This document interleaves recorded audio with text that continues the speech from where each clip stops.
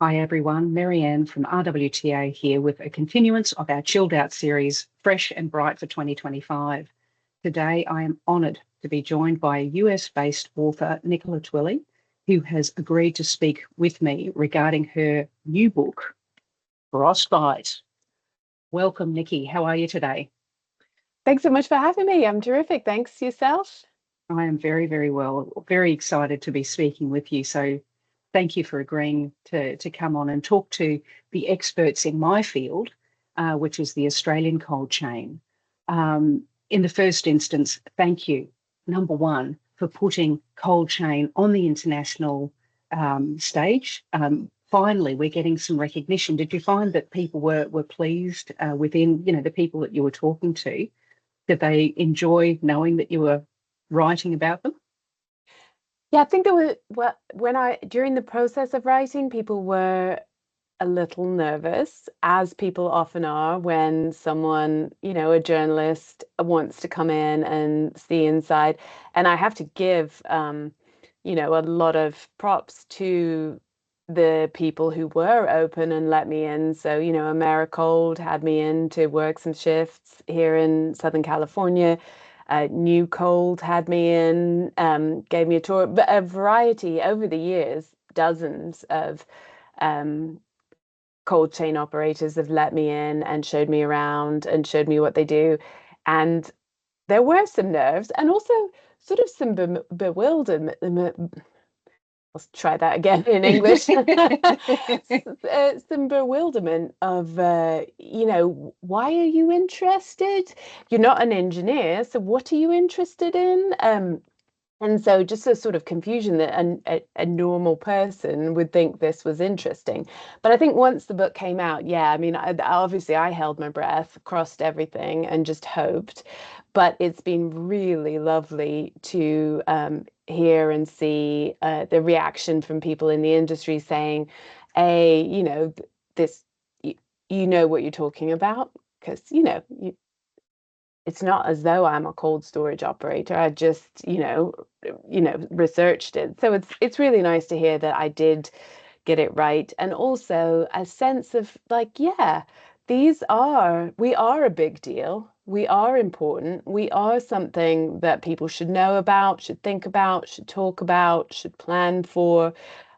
This is important. I mean, I've had uh, New York City called me up, talking about sort of planning for the future of cold chain in that city. Like, what should it look like? What should we be thinking about?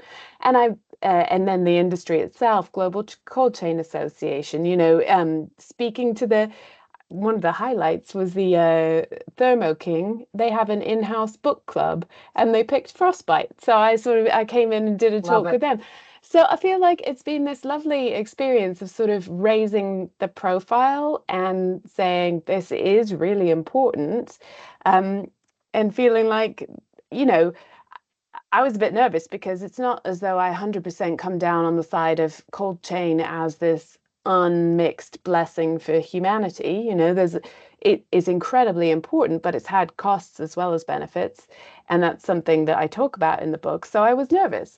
But then to hear from people in the industry that no, it's actually really important. It's important that we show the incredible amount of work that goes into getting your food to your safety, but also what the costs are and how we need to think about the future.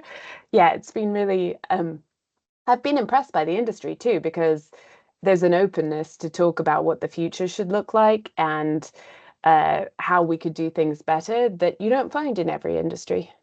No, exactly right. And I think, during COVID, for instance, you've mentioned Global Cold Chain Alliance or GCCA. You've mentioned Americold. There's Lineage Logistics, who's the largest cold storage provider in the world, New Cold.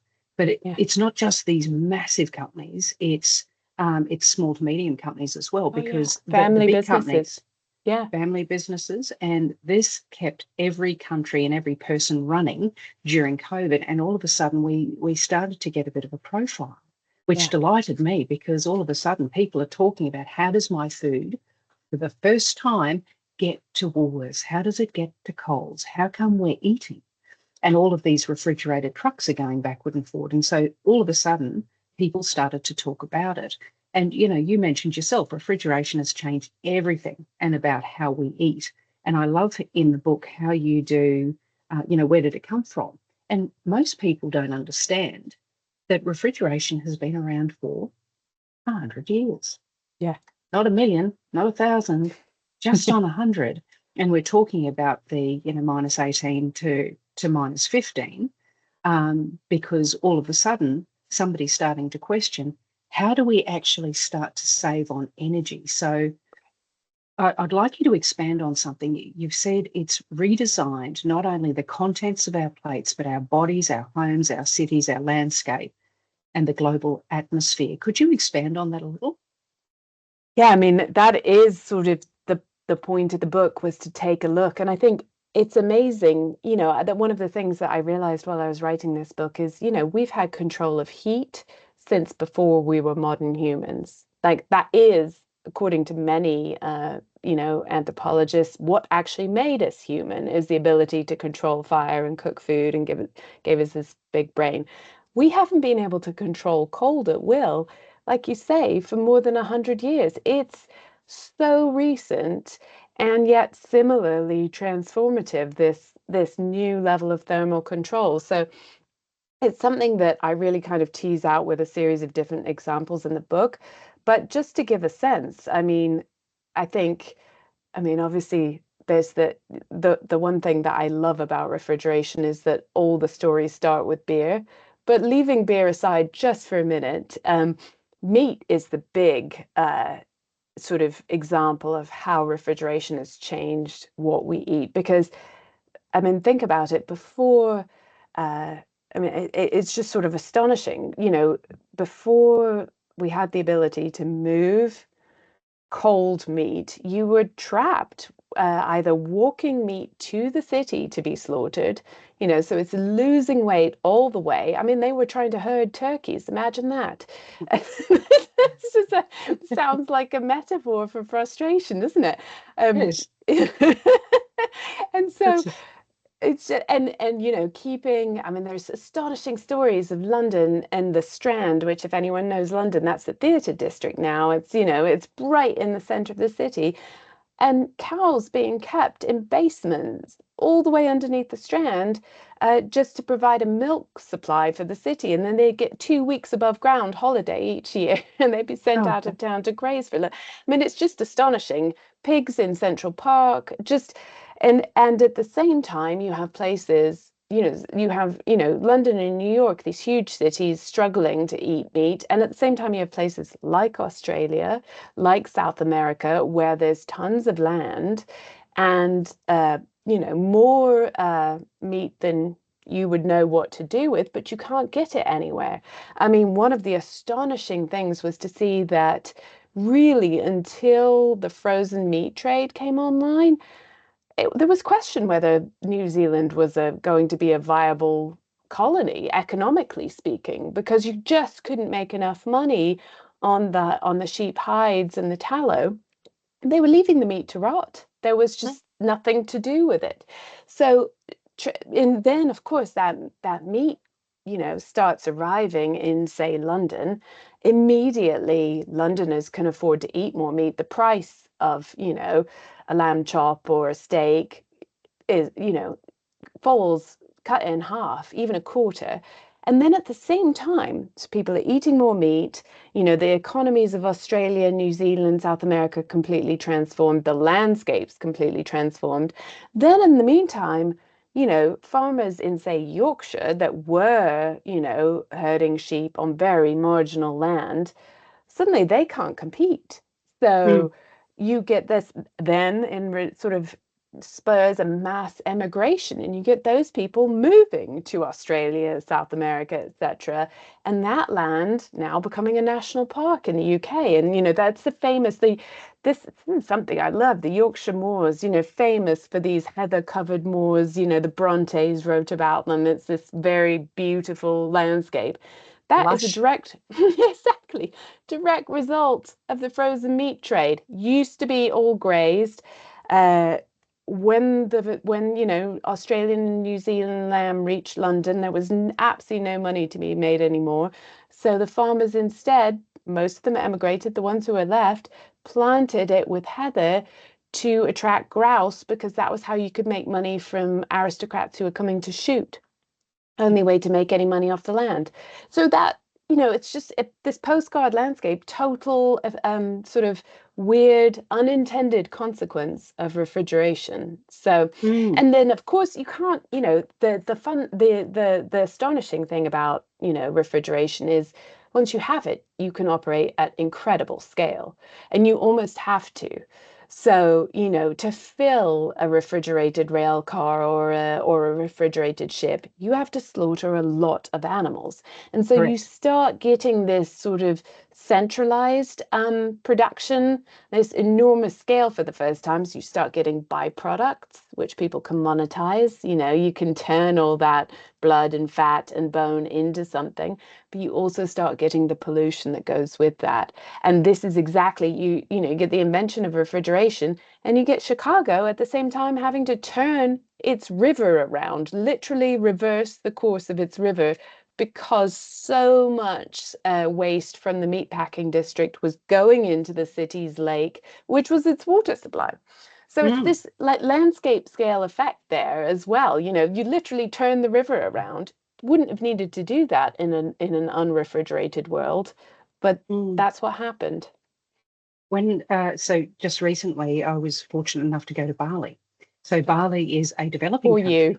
country, Yeah. and it was a little bit confronting, when you see a table stacked high with dead chickens in Yeah. your Yeah, yeah, language. yeah, yeah, yeah. I So know what dead a chook chooks. is. Oh, you do? Good. There's a lot Yeah. of people who go, what are you talking about? But they're stacked high, raw, plucked, and then just slapped on a table, which was a little confronting for me to look at. Which brings us to the topic of, you've said that the cold chain preserves almost three-quarters of the food Americans eat. American households open the fridge door at an average of something like 107 times. Now, the amount of people in the US is, we're 27 million. So, we're very few people. However, we've got a lot of land. Most of it is uninhabited. Most of the people who reside here are down the East Coast. But the point I guess I'm wanting to make is for the amount of people that we've got and the amount of export that we do and the amount of people in other countries that we are able to feed safely. So it's the confidence in food quality every day that refrigeration affords us, which is quite extraordinary. So refrigeration exists simply to slow decomposition, but how do domestic refrigerators lead? So I'm going from, macro to micro. How does that domestic refrigerator lead to astonishing food waste? Yeah, this is a really interesting thing because, of course, the cold chain, in one sense, has been responsible for saving an enormous amount of food. And when you look at the statistics of how much food was lost on its way to market before the cold chain, and the USDA tallied this for North American cities, for places like New York, Boston, Philadelphia, the big cities, how much food was lost just trying to get food from the farm to the market. And this was in 1916, so there was ice, but not really widespread refrigeration yet, and it just was shocking. 30%, 40% in some cases, just lost before it ever even reached the market, couldn't even be sold. So that's just an enormous hardship. The interesting thing is that now, that waste in between the grower and the market has almost vanished. I mean, yes, there's always some. And of course, now we have these very high aesthetic standards. There's a lot of food that gets rejected for not looking good enough. But really, that's just been reduced down to a vanishing point. Where the waste occurs is at the consumer level, the restaurants, at your home, at the supermarket itself. So it was before market, now it's sort of aftermarket. Hmm. And what's happened, and a few people have theories about this, that there's a sense, I think, that your refrigerator is almost like a bank vault, that it's once you put food in there, it's safe Mm. and nothing will happen to it bad until, of course, it's turned into slime and you have to throw it away. I also think there's a That sense happens to us all. that does it's it's there's also a sense of the refrigerator sort of invites you to store to buy more than you need for a given meal and store it, which is great in some respects because women are going out to work. I mean, refrigeration is correlated with women's participation in the workplace. Maybe you don't have time to shop for fresh food every day. Maybe you need the convenience of buying things that are you can put them in the freezer and then directly in the microwave or oven.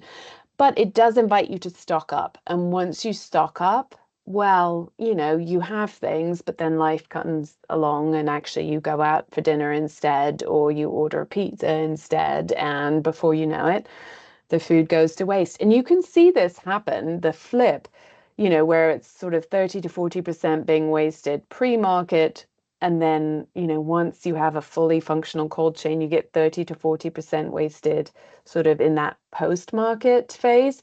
You can literally see that happen in real time in China. It's fascinating. This is the country that sort of built a cold chain almost overnight, starting about a decade, 15 years ago. They really invested. Um, and immediately food waste shifted. Where you could see it sort of it just happened almost overnight. The food waste followed the refrigeration and it started being cut down on that journey to market.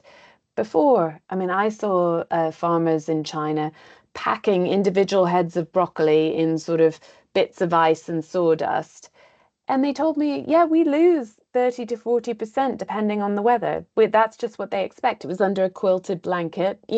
They were saying in summer we can't keep it fresh. That's all gone now. Now you get the waste happening in the cities and Chinese, authorities being like, oh my God, we're not ready for this. We don't have the landfills. You literally see it play out in real time. So, and let alone, biofuel or compost or whatever you might do with it that is better than landfill. But yeah, it is really interesting how it does that. And I think one of the things that refrigeration, we put so much faith in it to get us this safe, abundant food supply that to an extent, it's enabled consumers to not worry anymore and to just accept that waste as like, oh, well, but there'll be more in the shops. We Exactly. have this safe, cheap, they call it permanent global summertime at the supermarket. You can have what you want when you want. And yeah, prices have gone up, but really, for the most part, most people think, oh, my lettuce went bad, I'll buy another. Mm.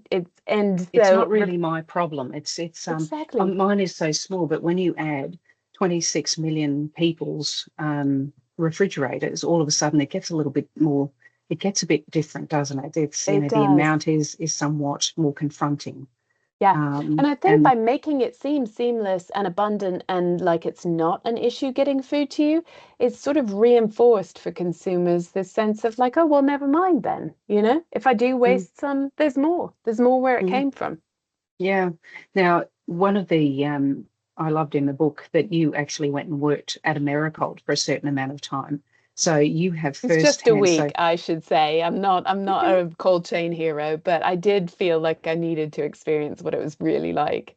Yeah. And, that in itself is, you're getting hands on and it's not comfortable, is it? And when I'm talking to members of, Australian government, the federal government, um, we're trying to tell them, we have, issues getting people to come and stay and work because it's not comfortable, number one. So, labor is the first one. Energy is the second one, and insurance is the third. Cold storage companies are currently the third highest industrial consumers of energy.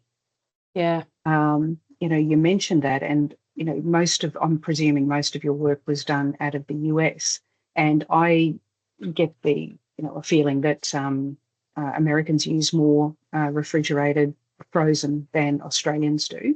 Yeah. just by going there and going through. A lot of their areas is chock-a-block full of frozen areas. Sometimes frozen properly, other times you can walk in, and depending on what locations you are in the US, you can see, build up. You can see that it's not as Yeah. careful